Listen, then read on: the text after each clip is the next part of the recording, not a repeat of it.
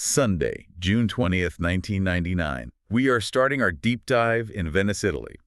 But forget the gondolas, forget the gelato, and definitely forget the tourists taking selfies in St. Mark's Square. We are going deep. We are descending into the dark. Right, we're going about 30 floors down, and that's not an exaggeration. Beneath the waterline, into the suffocating, waterlogged bowels of a palazzo that has been standing for 1,000 years. This is the headquarters, the mausoleum, really, of the clan Giovanni. Exactly. And the air down here isn't just stale from a lack of ventilation, it's heavy. It feels heavy. It's described as being thick with the weight of centuries of accumulated sins, incest, murder, and their main trade, the dark commerce of necromancy. If you're listening to this, you probably already have an idea of their reputation. They're the devil kindred. They are, the only vampire clan that is also a single, massive, mortal family. A very insular, very incestuous family. They're also merchants, mobsters, and, as you said, necromancers. And that combination is just so key to understanding them. They don't just kill you. They enslave your ghost and then sell your soul services to the highest bidder. It's the ultimate violation, and today we are diving into a narrative that shakes this family, this entire clan, to its absolute core. We're tracking a series of events from the summer of 1999 that really signals the beginning of the end of their golden age. Yeah, this is a global story. We have source texts covering Venice, Las Vegas, Boston, and even the Louisiana Bayou. It's a grand tour of horror, really. Yeah. And it all starts with one woman named Isabel Giovanni. She is down in this basement, this family ossuary, standing before a bone chamber, holding the remains of her own grandmother, Julia. And the atmosphere described here is just stifling. You can almost feel the pressure. Isabel is a diplomat for the clan. Usually she's incredibly composed, very corporate, very controlled. She's the polite, wealthy, respectable face that Giovanni show the outside world. But not here. Not now. No. Here, she's desperate. That pretense is just stripped away. She's trying to perform a ritual, a rite to speak to her dead grandmother, but the spectral plane, the shroud, that veil that separates the world of the living from the dead, it's silent. The ghosts aren't picking up the phone. Exactly. And for a necromancer, you have to understand how terrifying that is. It's like being a pilot and realizing the sky has just vanished from around your plane. So what does she do? She can't just give up. She has to force the connection. And this is where we get our first real visceral look at Giovanni magic. It's not about waving a wand or chanting in Latin. It's described as a transactional brutality. Brutality is the right word. She scatters her own grandmother's bones across the floor. She cuts her own wrist. And that's hugely significant. Vampire blood, or vitae, is everything to them. It's the source of their power, their immortality, the very currency of their existence. By shedding it on these old bones, she's offering a powerful bribe. She's basically using her own body, her own unholy life force, as a profane conduit to drag a spirit screaming back across the shroud. It's a violation. She's not asking, she's taking. And when her grandmother, Julia's spirit, finally manifests, it is not a happy family reunion. No, the text describes a struggle of wills. Isabel is sweating blood, literally, just to hold this ghost in place. Yeah. But the warning the grandmother delivers, that's the catalyst. That's what kicks off everything we're going to discuss today. She talks about a storm in the underworld. She says, and this is a direct quote, "The veil has been torn." She warns that ancient, vengeful entities have slipped back into the world of the living. And then she gets specific. She says, an old evil has found a new body. Now, to really grasp why this terrifies a Giovanni, why it makes the cold blood in Isabel's veins turn to ice, we have to look at their history for just a second. It's crucial context. The Giovanni didn't start as vampires. They were a family of mortal necromancers who stole vampirism. In the year 1444, an event known as the Conspiracy of Isaac took place. The clan founder, Augustus Giovanni, committed diablerie. And we should define that, because it's the ultimate crime in vampire society. Diablerie isn't just killing another vampire, it's drinking their soul. You consume their very essence to steal their power to become stronger. It's vampiric cannibalism. And Augustus Giovanni didn't just cannibalize any vampire. He consumed the soul of the antediluvian founder of the Cappadocian clan, the original clan of death. So they ate the previous gods of death to take their place. Precisely. They hunted down the survivors, the rest of the Cappadocians, and for all intents and purposes thought they had wiped them from existence. But what Julia is warning Isabel now is that the victims of that 500-year-old genocide are back. The old clan has returned. And they are not happy. This is the setup for everything. The Giovanni think they are the masters of death, but the real masters are knocking at the door. And with that terrifying, looming threat hanging in the air, the narrative shifts violently. Yeah, it's a hard cut. We go from the gothic, silent tunes of Venice to the loud, neon-drenched, utterly superficial purgatory of Las Vegas. And we meet our protagonist for this section, Giovanni. Chas, what a character. He is such a fascinating case study in what they call the beast. Oh, absolutely. If Isabel is the sophisticated CEO, Chaz is the enforcer. He's a wise guy, a classic mobster type. He wears the expensive suits, he drives the fast cars, he acts the part. He's in Vegas with his ghoul, a man named Victor, and his mission is to find a missing clan elder, another Giovanni named Benito. But Chaz is just barely holding it together. Yeah. He is a tightly wound coil of rage. And the source material gives us this incredible access to his internal monologue, and it is profoundly disturbing. He looks at the mortals in Vegas, the gamblers, the addicts, the people just ruining their lives under the casino lights at 3 a.m, and he has a name for them. He calls them the cockroach people. It's such a dehumanizing term. He describes them as scuttling. He's watching them from his high-rise hotel window or the VIP section of a club, and he is just seething with this raw contempt. But you have to ask why he uses that term. I think it's a defense mechanism.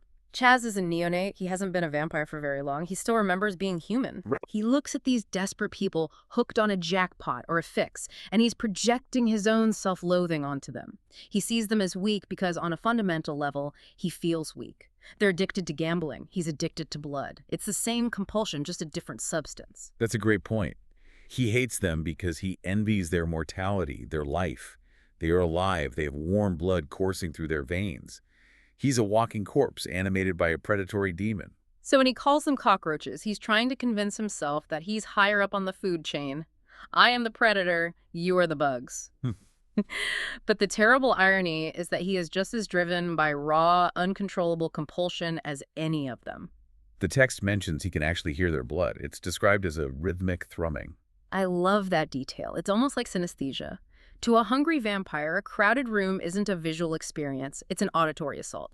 Imagine standing next to a jet engine of hunger. It must take constant, exhausting willpower just to not lunge at every single person in sight. Every heartbeat is a dinner bell he has to actively ignore. Every single one. And that willpower, that dam he's built to hold back the beast.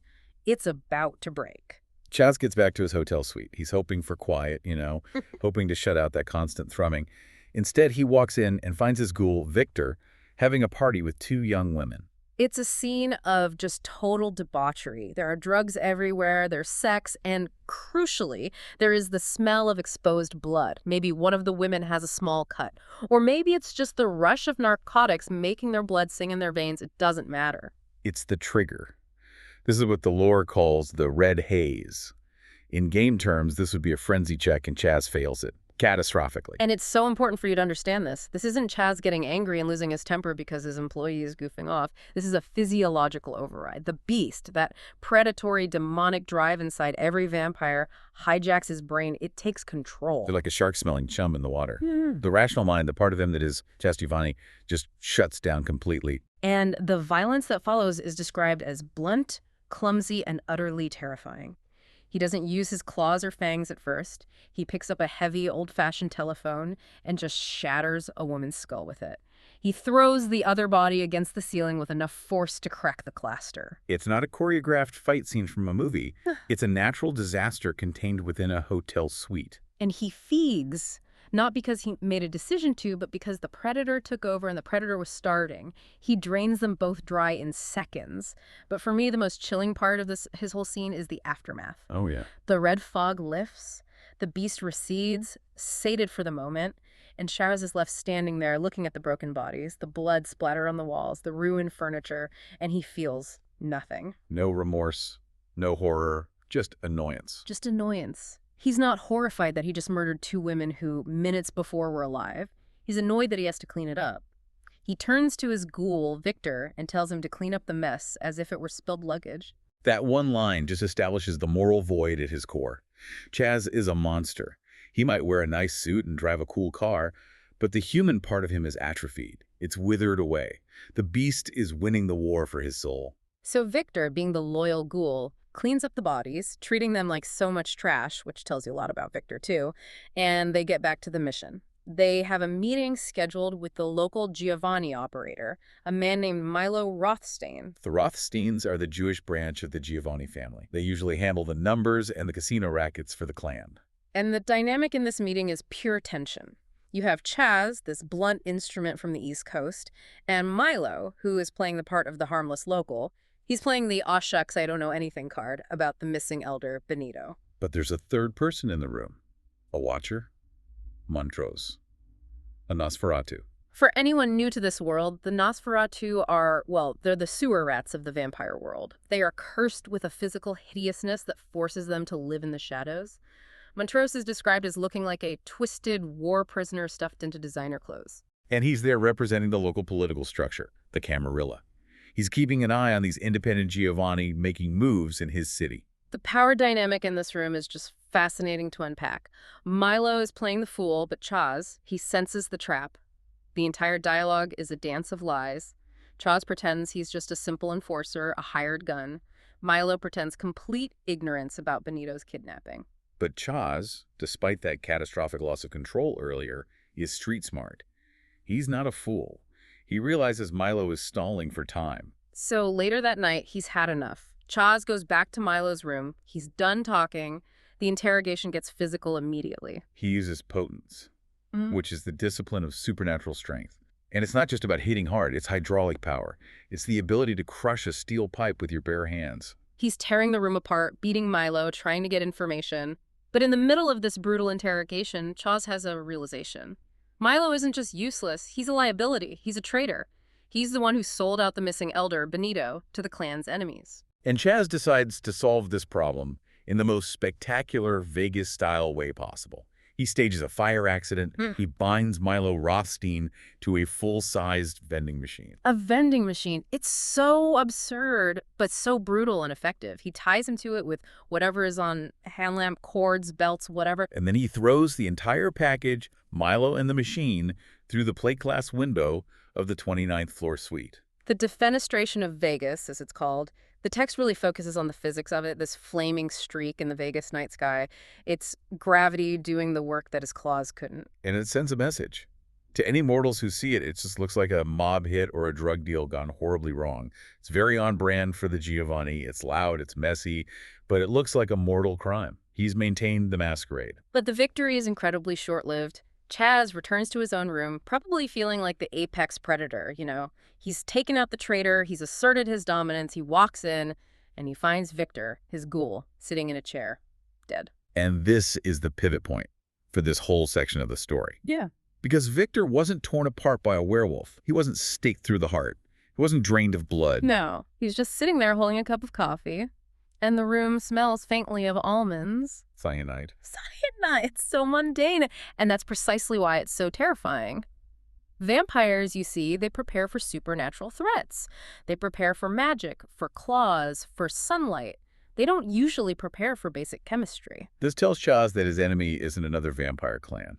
It's not the Sabbat. It's a hunter, a mortal. It completely flips the power dynamic on its head. Chaz thought he was the hunter, looking down at the cockroach people, but the cockroaches just walked into his hotel room, poisoned his support staff while he was sleeping helpless in the sealed-off bathroom, and then left without a single trace. They didn't even know he's a vampire?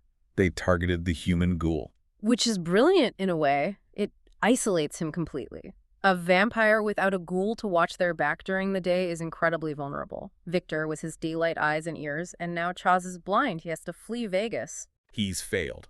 Utterly. The elder is still missing, his ghoul is dead, and now he's on the run. The invisible hand of his enemy just slapped him square across the face. Which brings us to part 2. The narrative moves from the desert to the East Coast. We're in Boston, the hub. And we reunite with Isabel Giovanni. She's in Boston trying to clean up the political mess. And Boston is a war zone. You have the Camarilla, the ivory tower of vampires who want to hide from humanity and maintain the masquerade at all costs, and they're trying to hold the city. But you also have the Sabbat, the religious zealots who believe vampires should rule humanity, who want to unleash the beast, and they're trying to invade. And caught right in the middle are the Giovanni, trying to play both sides, trying to sell weapons and information to whoever will pay. Exactly. Isabelle is there to meet with a Camarilla diplomat, a very old, very powerful vampire named Jacques Gautier. And this meeting is a masterclass in high-stakes negotiation. The atmosphere is described as stiflingly polite. It's a thin veneer of civility stretched taut over these apex predators who are basically just discussing territory and kill counts. And Isabel's strategy is pure arrogance. She leverages the Giovanni's independent wealth and their unique monopoly on necromancy. She practically laughs in Gauthier's face at their offer of an alliance. She's playing a very dangerous game of she thinks, he thinks, trying to outmaneuver politicians who've been playing this game for centuries. But into this high society game of chess comes a wrecking ball. Jax. Fresh from his disaster in Vegas, he's been reassigned as protection for a mortal employee of the Milliner family. That's the local Giovanni branch in Boston. A young woman named Genevieve. And there's this car ride with Genevieve that is, in my opinion, one of the most important scenes in the entire source text. It's what the Chronicle calls the philosophic break. I agree. Chas is usually so guarded, so stoic. He's the tough guy. But Genevieve is naive. She works for the family, but she doesn't know the darkness. She doesn't understand what they really are. She just sees the money and the power. Right.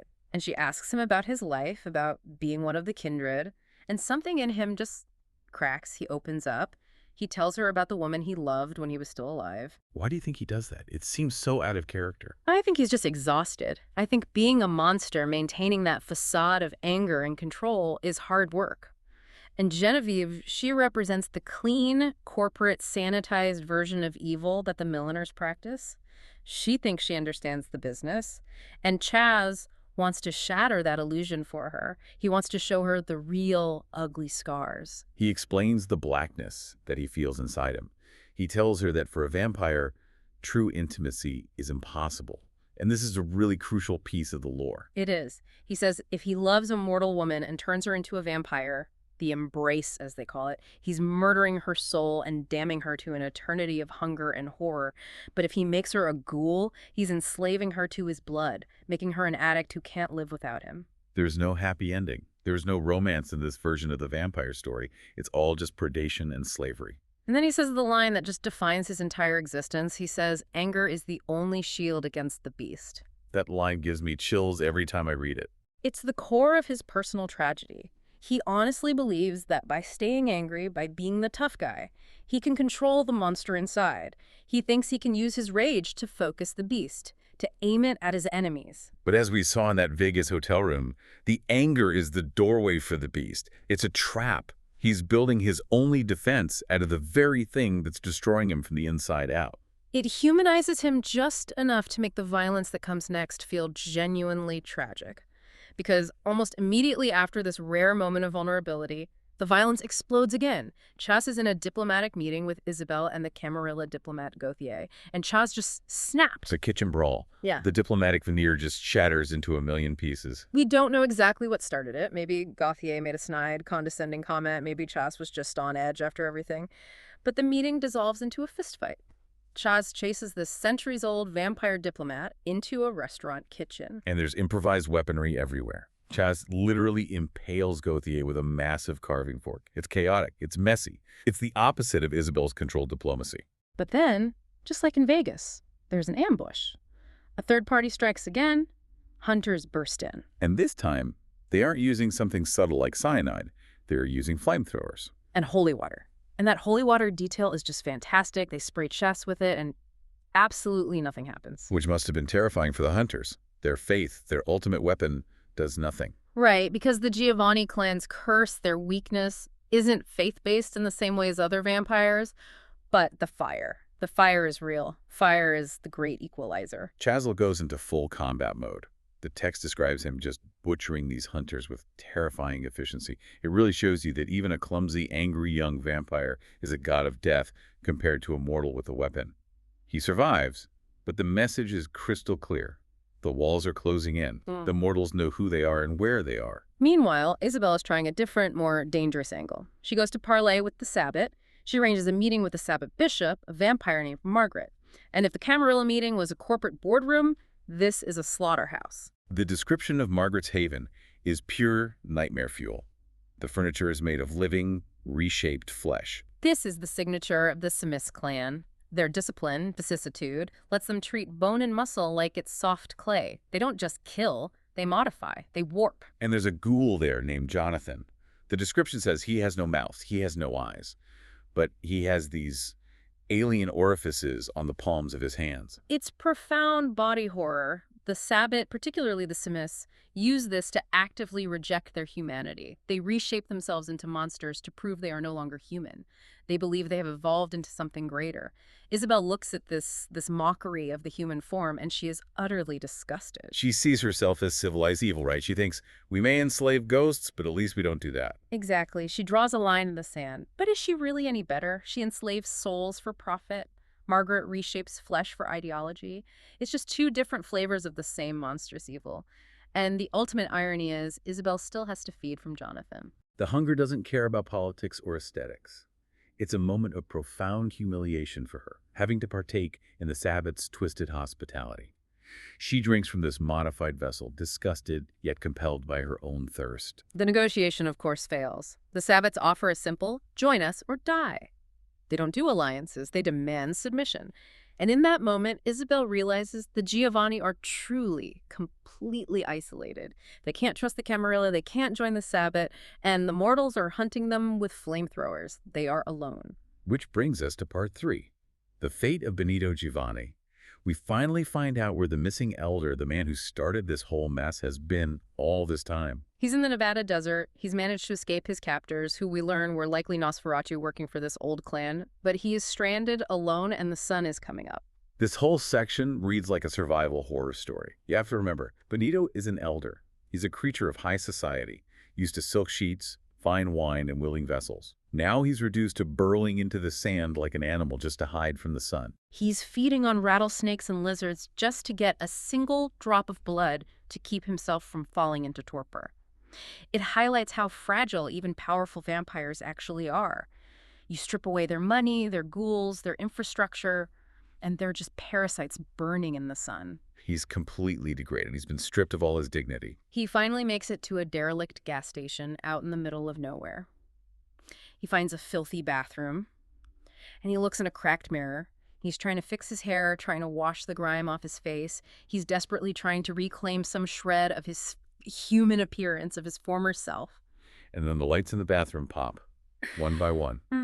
The reality of the room just shifts. That storm that his grandniece's grandmother warned about in the intro, it's here, in this gas station. And a figure appears, Leopold. The harbinger of skulls. And you have to get the description of this thing right. This isn't your suave, handsome vampire from the movie. Not even close. No. Leopold is a walking corpse. He doesn't look human anymore. He is scarred, twisted. His skin is described as being like old, dry parchment stretched over bone, and he speaks in these riddles, whispering ancient names. Erodi, Hazimel, Nikolai. These are the names of the Cappadocians that the Giovanni murdered 500 years ago. He's the ghost of their past, made flesh. Benito tries to fight back. He's an elder, he's powerful, he has potent necromancy. He should be a match for this thing. It doesn't matter. This is the difference between being a user and being a master. The Giovanni use necromancy as a tool for profit. The harbingers are death. They embody it, and Leopold demonstrates this. His own ribs extend from his chest like giant spider legs, like pincers. That visual is just, it's pure body horror. Your own ribs opening up to grab someone. It's weaponized entropy. He simply dismantles Benito. He tears them apart like a doll. It's not a fight, it's an execution. The narrative makes it clear that the modern Giovanni's power is a parlor trick compared to these ancient bloodlines. Benito is reduced to a pile of ash in a dirty gas station restroom. An utterly ignoble end to a century of power and influence. So the elder is dead, the diplomat has failed, the enforcer is on the run, and all of this leads us to the climax. Part 4. The Swamp. Isabel and Chaz reunite. They follow a lead that takes them to the Louisiana Bayou to hunt down this old clan threat at its source. They don't know about Benito's death yet. They still think they can win this. They think this is just another mob war they can handle with money and muscle. And the setting is designed to work against them. Oppressive heat, the smell of rotting vegetation, a psychic weight that presses down on their minds. They are walking into the lion's den. They find a ruined schoolhouse run by a local man named Oliver Prudhomme, and he's a broken man guarding the ghosts of dead children that haunt the property. And Chaz, poor Chaz, he sees this, a necromancer enslaving the ghosts of children, And he sees the ugliest sins of his own clan reflected right back at him, and he hates it. Remembered his monologue in the car. He hates the darkness inside himself. And seeing Prudhomme practicing this twisted art so openly, with children, it triggers Chas's deep-seated self-loathing. He's disgusted by this raw, unfiltered reflection of his own clan's sins. They force their way past Prudhomme and descend into the cellar of the old Bourbon estate on the property. This is the source of the haunting. And as they go down, the physical world starts to warp, the air gets thick, heavy, and then they hear it, the voice. A telepathic presence that mocks them. It knows their names, it knows their fears, it knows their lineage. It refers to itself simply as it. And it says things like, "It has walked with God. It has seen the sky rain blood." That implies an incredible age, biblical age. This thing might remember the Great Flood. It certainly remembers nights long before the Giovanni family even existed. It views Chas and Isabel not as worthy enemies, but as insolent children. And Chas does the only thing he knows how to do when faced with something he can't punch. He gets angry. The entity taunts him. It sends a swarm of phantom, ghostly spirits to harass him, to push his buttons. And Chas's temper, his fatal flaw that has defined him throughout this entire story, finally, irrevocably breaks. He lets the beast take the reins for the last time. He roars and he charges into the darkness. He fully intends to tear this invisible entity apart with his bare hands. And this is the moment you really need to visualize. Chas is a roaring engine of supernatural destruction. He is potence personified. He is rage made manifest. He runs headlong at the shadows, and a figure steps out to meet him. A skeletal being in tattered shrouds, wearing a crown made of jawless human skulls. A harbinger. And the execution is instantaneous. There is no fight, there is no struggle, there's no rolling for initiative here. None. The harbinger simply points a finger. And Chas Giovanni, this creature of potent strength and incredible rage who survived the hunters in Vegas and Boston, he simply disintegrates. He just turns to dust. He is unmade. Ashes to ashes. The harbinger controls the very entropy of death. You have to remember, a vampire is a corpse held together by magical blood. The harbinger just turned the magic off. 1 minute Chas is a roaring monster, the next he's just a pile of fine gray dust on the cellar floor. It's a display of godlike power.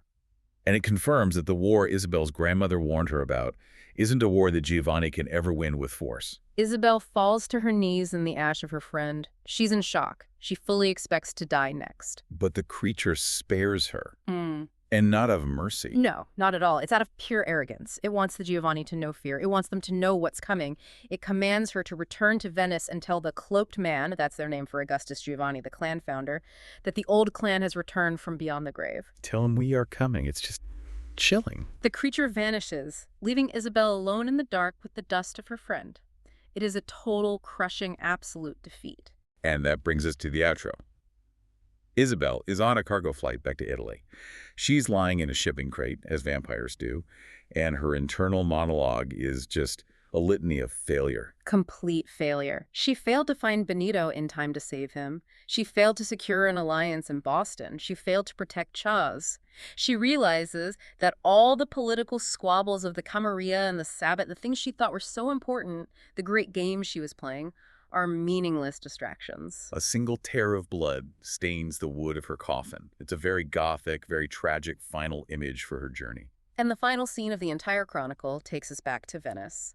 A clan necromancer named Ambrogino is doing a tarot reading. He draws 2 cards, the Fool and Death. The Fool, which can represent new beginnings, but also naivety, folly, the act of blindly walking off a cliff. And Death. Well, that's pretty obvious. But in tarot, death doesn't just mean an ending. It means radical, unavoidable change, transformation. The Giovanni are about to undergo a massive transformation, whether they like it or not. And then he looks into a mirror. And for just a moment, the reflection that stares back is not his own. The storm isn't just a problem in the underworld anymore. It's here. It has arrived in Venice. This whole narrative just completely deconstructs the Giovanni clan. They saw themselves as the ultimate predators. They were rich, they were organized, they were ruthless. But they forgot. They forgot that there are things in the dark that don't care about your stock portfolio. They built their entire house on a foundation of a 500-year-old murder, the genocide of the Cappadocians, and the victims just woke up. It really makes you think about the concept of control in this world. Chas tried to control his life, his beast, with violence. Isabel tried to control events with politics and money. Benito tried to rely on his status. And every single one of them failed. Because true power doesn't belong to them. It belongs to those who understand the fundamental forces of the universe, life and death. The Harbingers understand it. The Giovanni just figured out how to profit from it. That's a powerful takeaway. The difference between true knowledge and mere exploitation, and the ultimate price of arrogance. Absolutely. The bill has come due. So for you listening, I think the takeaway here is pretty clear.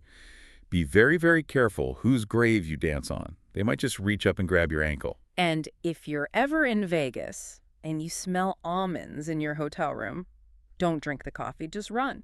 Solid advice. We'll leave it there. Thanks for taking this deep dive into the darkness with us. Until next time. Stay safe.